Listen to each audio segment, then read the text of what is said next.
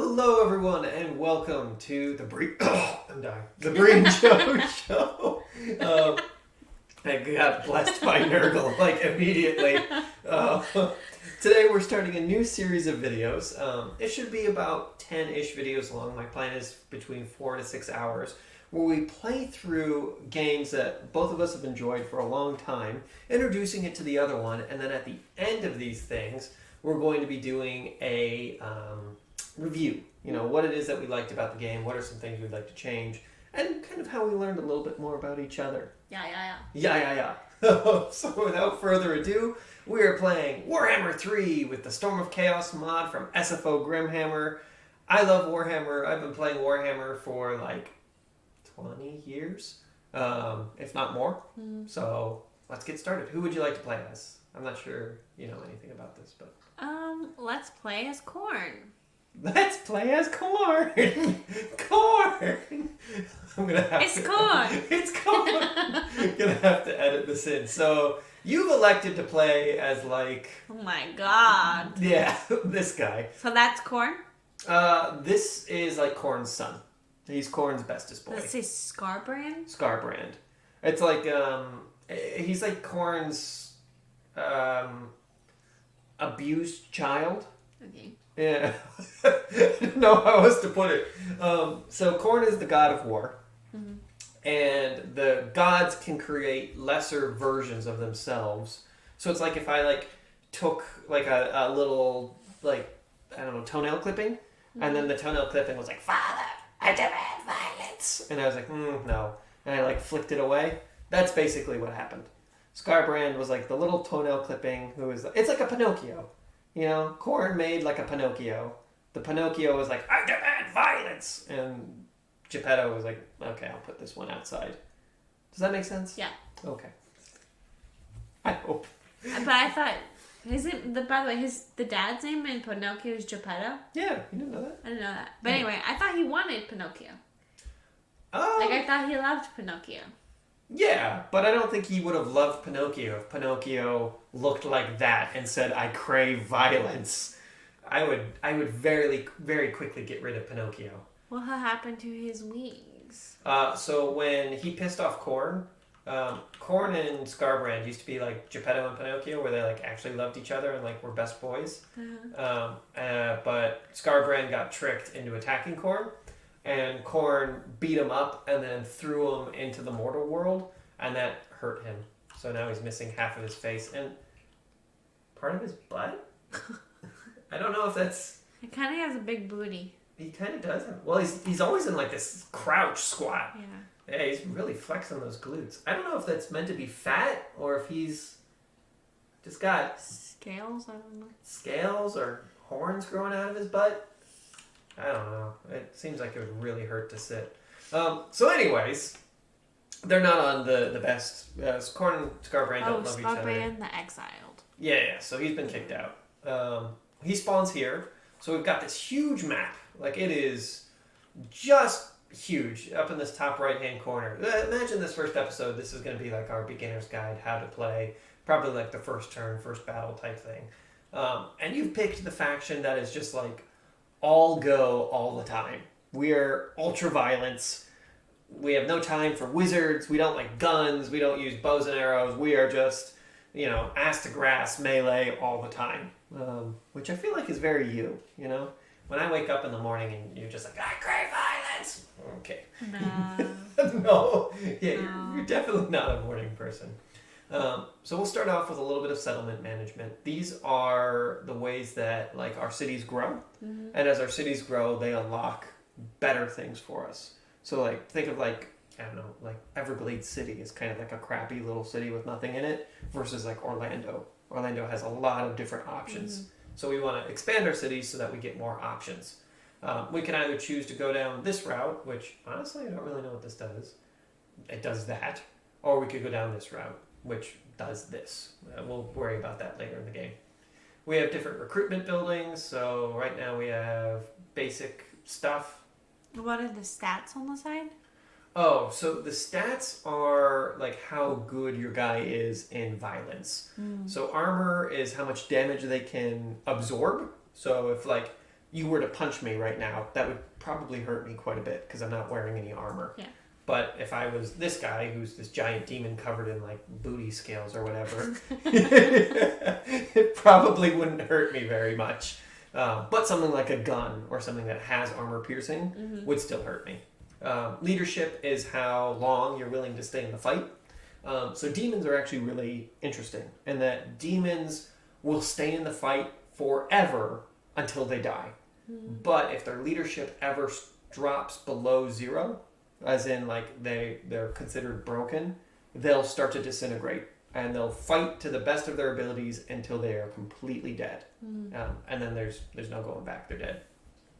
Whereas other units like humans can break, regain their courage, and then come back and fight again. So like if we're the demons fighting like a human army, and then this guy comes busting out of the woods and like kills your friend, you might run away for a few minutes and then realize, oh, I'm up the hill and I have a gun, and then turn around and shoot the demon. So demons are all go all the time. Humans kind of go back and forth. Speed is how quick you are. Pretty obvious. Of course, you could be like flying or on a horse or anything like that, which can change your speed.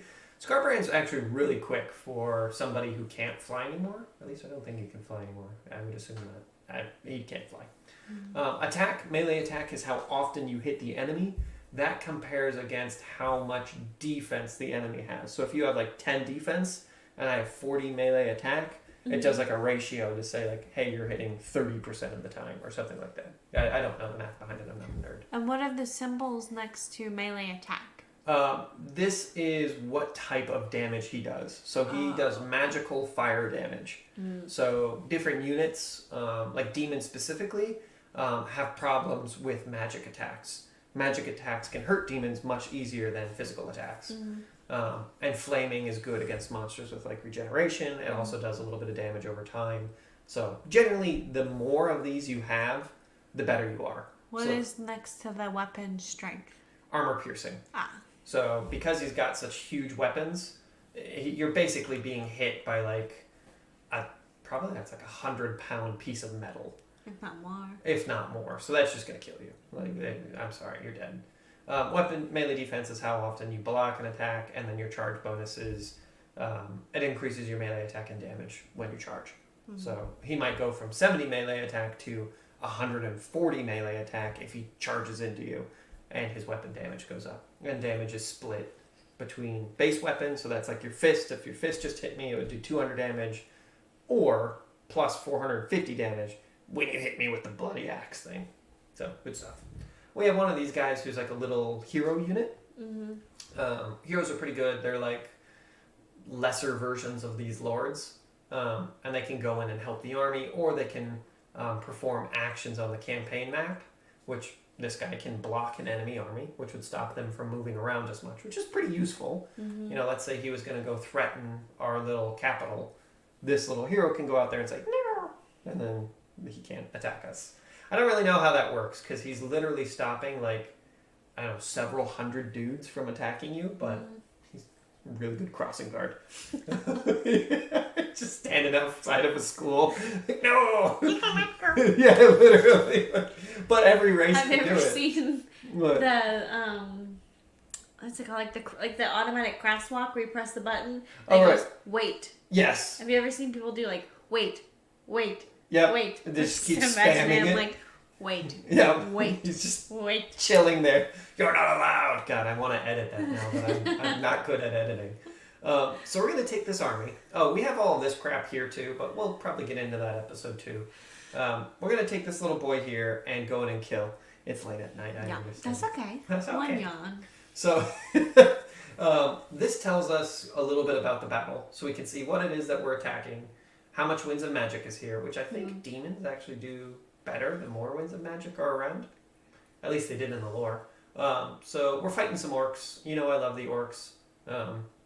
Maybe next episode we'll break out a couple of my little orc miniatures. Yeah.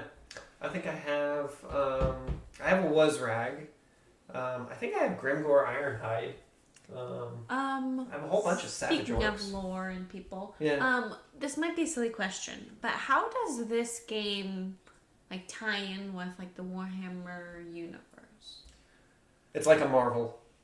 Like the Marvel video game or whatever, where it's like just the characters? Yeah, like the characters come from all points of like the Marvel verse, so it's not really like going lore. to Disney World. Going to Disney World, Where you see all your favorite people Correct. and you get to interact with them. Correct. There's like Goofy and Elsa together, and you're like, I don't know if these are like in the same universe, but it's kind of like that. That's a very good question.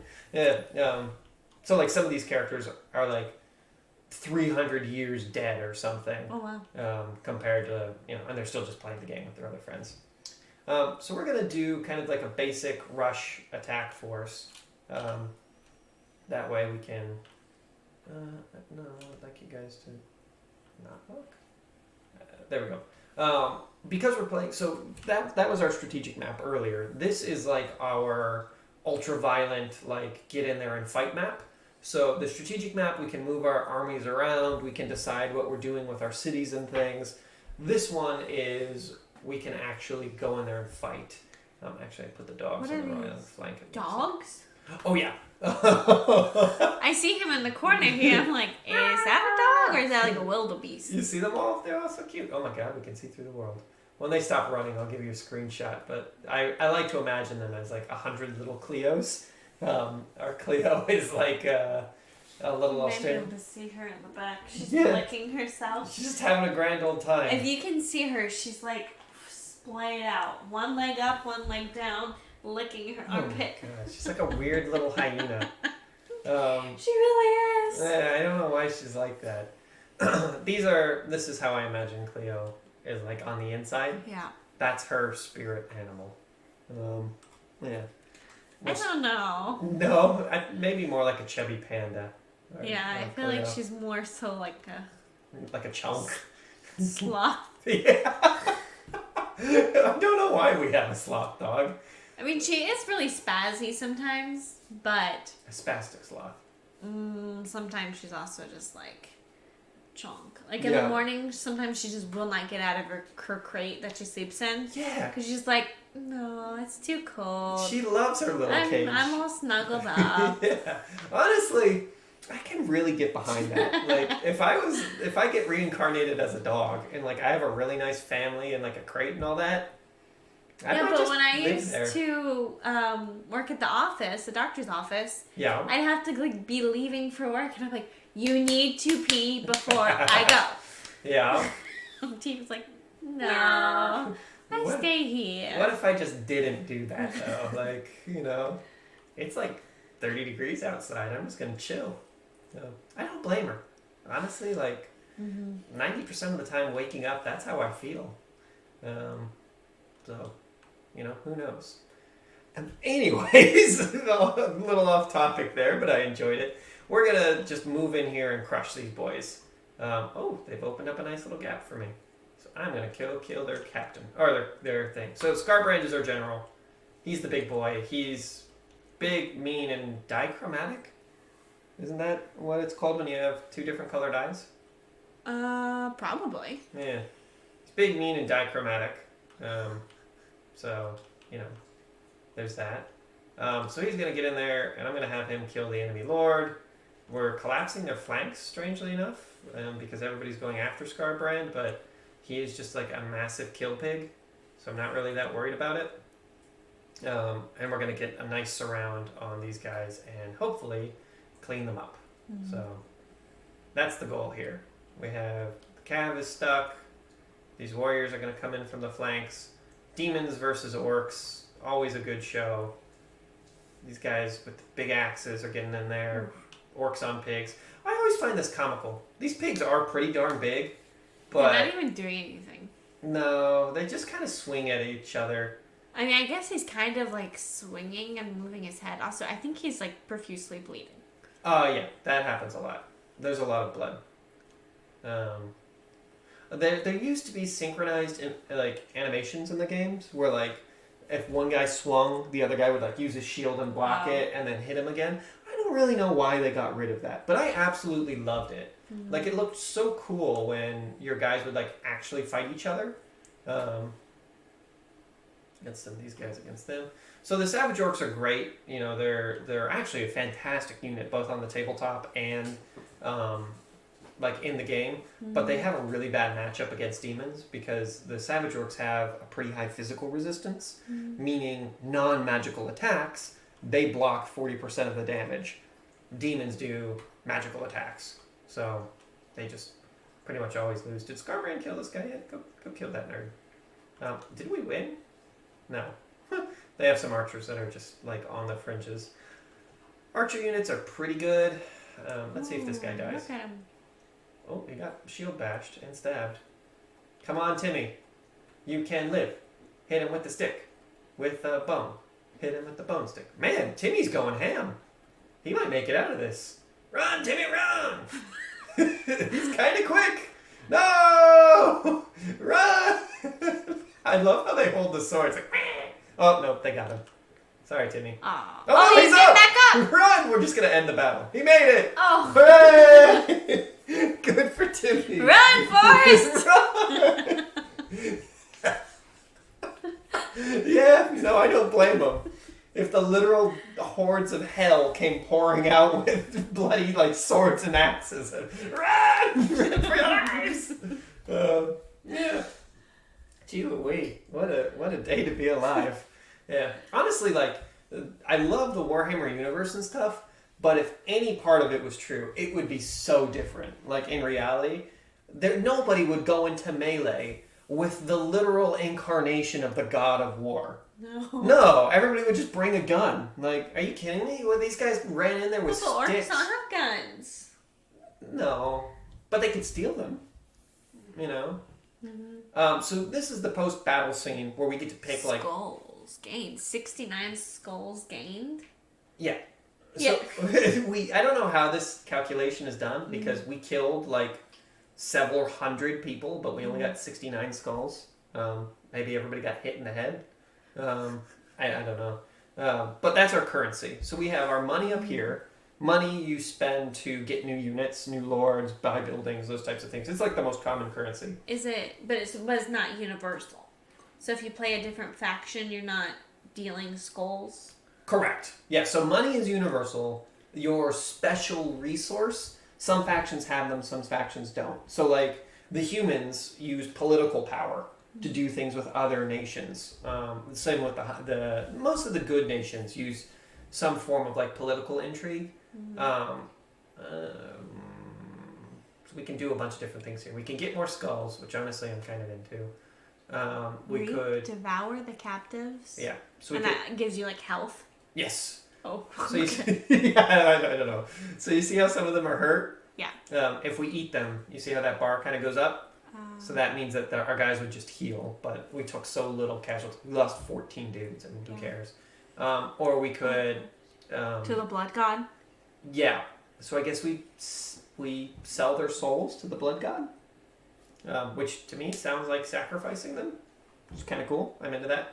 But let's take their skulls. I feel like that's a good, that's kind of what we're here for. We'll get our little boy up and ready to attack them again. And I guess we can heal. Sounds pretty good. We also have this tech tree.